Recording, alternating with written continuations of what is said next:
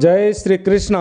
दोस्तों, यदि आप अपने जीवन में कुछ नया सीखना चाहते हैं तो चैनल को सब्सक्राइब अवश्य कर ले।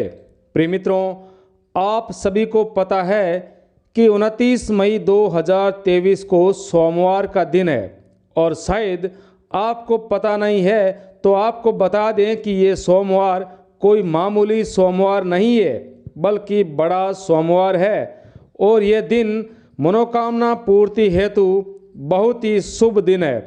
दोस्तों, आपकी कितनी भी बड़ी से बड़ी और पुरानी से भी पुरानी मनोकामना क्यों न हो, इस सोमवार यानी 29 मई 2023 को आप पूर्ण कर सकते हैं। मित्रों, आप बहुत दिनों से परेशान हैं और आपने बहुत सारे व्रत एवं उपाय भी कर लिए, फिर भी आपकी मनोकामना पूर्ण नहीं हो रही है। तो बस आपको एक काम करना है। पहले तो सबसे पहले इस वीडियो को अंत तक देखना है ताकि आपको अच्छी तरह से समझ में आ जाए और आपकी कहीं चूक ना हो, क्योंकि कहीं चूक गए तो कोई भी उपाय काम नहीं करेगा और आपको अच्छी तरह से समझ में आ जाए कि आखिर कमी कहाँ रह गई है और किस छोटे से उपाय के कारण आप अपनी हर मनोकामना को पूर्ण कर सकते हैं। दोस्तों, ध्यान से सुनना, समझना एवं इस उपाय को अवश्य करना है। तो आपको जो हम ये उपाय बताने वाले हैं, इसमें आपको चाहिए एक रुद्राक्ष। जी हाँ, आपने सही सुना, क्योंकि दोस्तों रुद्राक्ष ही वो चीज़ है जिससे आप अपनी मनोकामनाओं को पूर्ण कर सकते हैं और इससे आपकी हर मनोकामना बहुत जल्द ही पूर्ण हो जाएगी। अब ध्यान दें कि आपको करना क्या है। सबसे पहले सोमवार के दिन आपको पंचमुखी रुद्राक्ष लेकर आना है। जी हाँ, 5 मुखी रुद्राक्ष आपको लेकर आना है।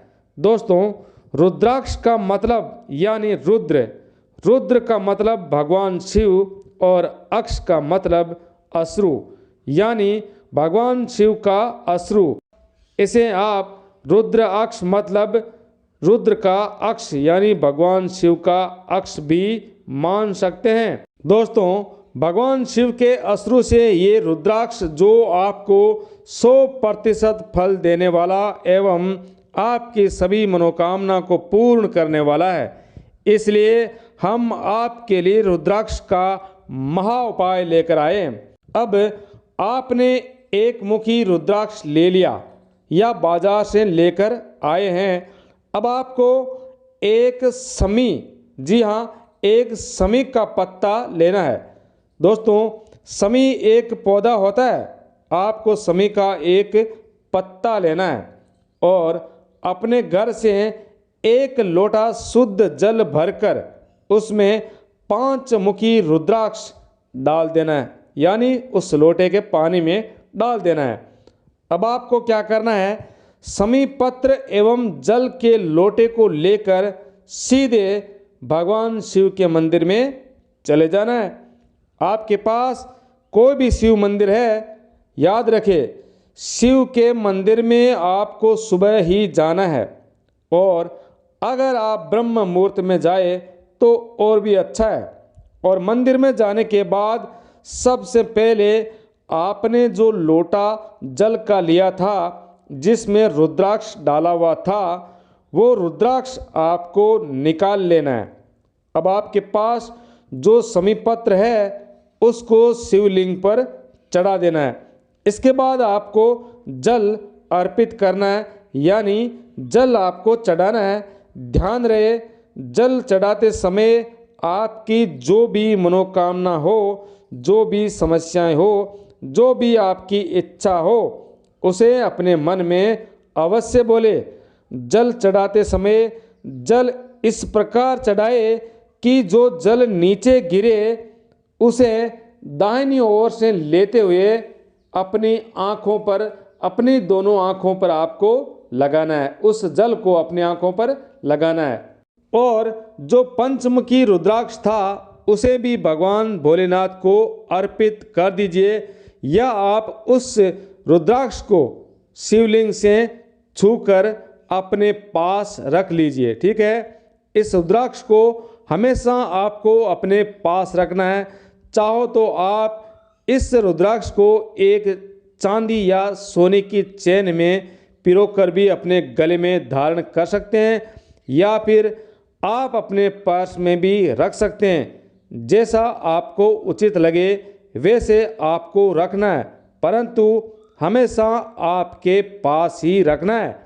दोस्तों, यदि इस उपाय को आपने पूर्ण श्रद्धा के साथ कर लिया तो आपकी मनोकामना अवश्य पूर्ण होगी। प्रिय मित्रों, अब हम आपको दूसरा उपाय बताने जा रहे हैं। इसके लिए आपको काली मिर्च लेनी है, और आपको क्या करना है कि आपको इसका पूर्ण रूप से फल मिले एवं फायदा हो, और आपके जीवन में कितने भी कष्ट क्यों ना हो, धन की कमी या नौकरी की समस्या या कोई भी बीमारी जो दवाई लेने के बाद भी ठीक नहीं हो रही हो, जिससे आप और आपका परिवार परेशान है, तो इस प्रकार की सभी परेशानियों को दूर करने के लिए आपको क्या करना है, मात्र एक काली मिर्च का दाना लेना है, सिर्फ एक ही दाना। और काली मिर्च के साथ एक ही चावल का दाना लेना है, अक्षत यानी चावल का दाना लेना है। मगर ध्यान रहे, काली मिर्च और चावल का दाना दोनों ही साबुत होने चाहिए, कटे फटे टूटे फूटे नहीं होने चाहिए। फिर उसके बाद आपको चंदन लेना है। चंदन चाहे सफ़ेद हो, पीला हो, लाल हो, कोई भी चंदन आप ले सकते हैं। अब आपको क्या करना है, एक लोटे में शुद्ध जल भरना है। अब इसमें एक काली मिर्च, एक चावल का दाना और थोड़ा सा चंदन डालना है। दोस्तों, अब इस लोटे या कलश को लेकर आपको सीधे भगवान भोलेनाथ के मंदिर में चले जाना है, और वहां जाने के बाद आपको शिवलिंग पर जल अर्पित करना है, और आपको ओम नमः शिवाय मंत्र का जाप करते हुए अपनी मनोकामना, इच्छा या जो भी आपकी समस्याएं हैं उनको अपने मन में बोलना है। दोस्तों, यदि आपने ये उपाय किया तो बहुत जल्दी आपको परिणाम मिलेगा। दोस्तों, अब हम आपको तीसरा उपाय बताने वाले हैं, जो बहुत ही आसान है, सरल है, सुलभ है, लेकिन भगवान भोलेनाथ के लिए एक लाइक तो बनता ही है। आगे आपकी मर्जी, दिल से करना है करो, वरना मत करना। चलिए दोस्तों, इस उपाय में आपको एक बेलपत्र लेना है, और बेलपत्र साबुत होना चाहिए, कहीं से भी कटा फटा ना हो, कहीं पत्ते में होल ना हो, किसी कीड़े का काटा हुआ नहीं होना चाहिए। इसके बाद आपको इस बेलपत्र पर लगाना है शहद, शुद्ध शहद आपको इस बेलपत्र पर लगाना है। उसके बाद उस बेलपत्र को शिवलिंग पर चढ़ाना है। और दोस्तों, ये काम आपको लगातार 5 सोमवार तक करना है। इसमें आपकी नौकरी की समस्या दूर होगी, आपको हर कार्य में सफलता अवश्य मिलेगी। दोस्तों, अब अगले उपाय की बात करते हैं। ये उपाय यदि आपने सच्ची श्रद्धा से कर लिया तो आपका कोई भी कार्य जो अटका हुआ है, रुका हुआ है, व्यापार चलते चलते बंद हो गया है, दुकान में ग्राहक नहीं आते हैं, दुकान का कार्य ठप हो गया है, आप जो भी कार्य करते हो वो पूर्ण नहीं होता, बीच में ही अटक जाता है, या कोई ना कोई समस्या खड़ी हो जाती है, तो आपको ये उपाय करना है। दोस्तों, बस ज़्यादा नहीं तो इस उपाय को आप एक बार अवश्य करें, मेरे कहने पर विश्वास के साथ।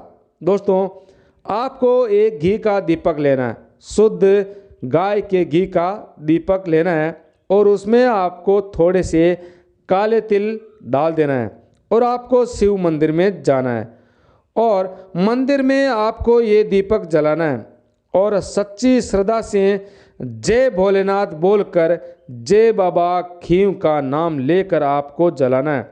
दोस्तों, ये उपाय आपको 5 सोमवार तक लगातार करना ही करना है।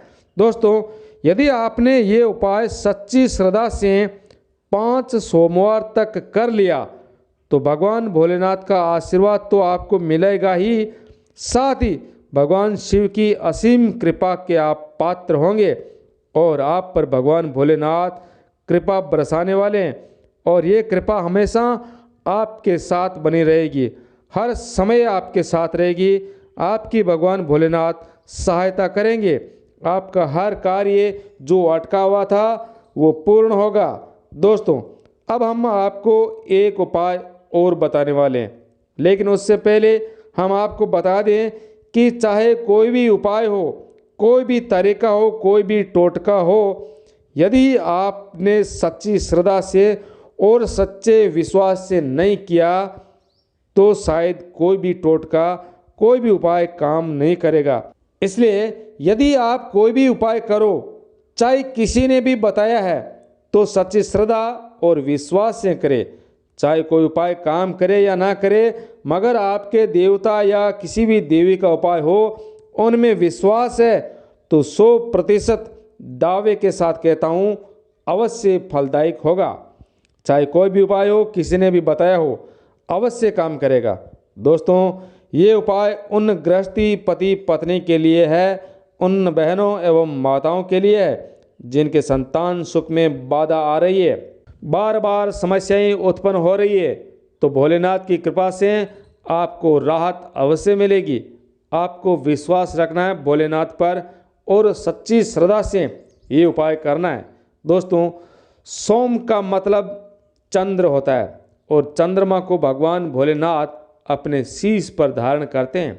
इसलिए सोमवार को भगवान भोलेनाथ देवादिदेव महादेव को प्रसन्न करने के लिए सफ़ेद आक के पौधे के फूलों को अर्पित करना चाहिए। आप धतूरा चढ़ा सकते हैं, सफ़ेद अपराजिता के फूल भी आप चढ़ा सकते हैं। यदि ऐसा करते हो तो भगवान भोलेनाथ शीघ्र ही आप पर प्रसन्न हो जाते हैं। इसके साथ ही सोमवार के दिन सफ़ेद वस्त्र धारण कर शिव जी की पूजा कीजिए और माताओं से जो शादीशुदा है, जो विवाहिता है, उनसे निवेदन है कि आप पूरी तरह से सफ़ेद वस्त्र धारण ना करें, उसमें कुछ भी थोड़ा अलग कलर, अलग रंग होना चाहिए, चाहे किनारे भी क्यों ना हो। इससे आपकी हर प्रकार की मनोकामना पूर्ण होगी। दोस्तों, यदि सोमवार के दिन आप पूजा करते हैं तो आपका मुख उत्तर दिशा की ओर होना चाहिए, अन्य दिनों में पूर्व की ओर रख सकते हैं। ऐसा करोगे तो भगवान भोलेनाथ आप पर जल्द ही प्रसन्न होकर कृपा बरसाना शुरू कर देंगे। इसके अलावा दोस्तों, यदि आपको भगवान शिव को भोग लगाना है तो खीर का भोग अवश्य लगाए और ओम नमः शिवाय का ज़्यादा नहीं तो कम से कम 21 बार आपको जाप करना है।